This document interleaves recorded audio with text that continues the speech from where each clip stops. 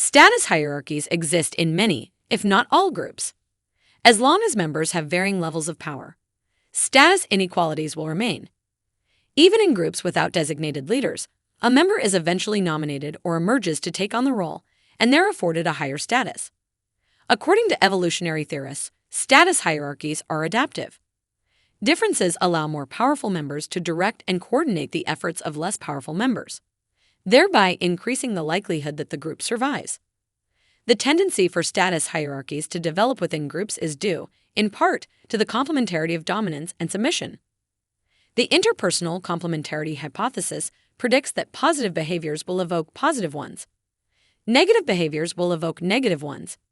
Dominant behaviors will evoke submissive responses, and submissive behaviors will evoke dominant responses.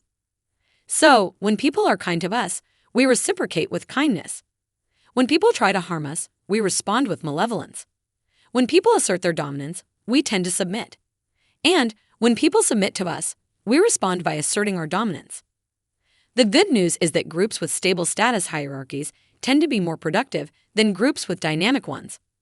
The unfortunate news is that low-status individuals may not perform as well as they could, because their lack of status undermines their motivation and access to resources.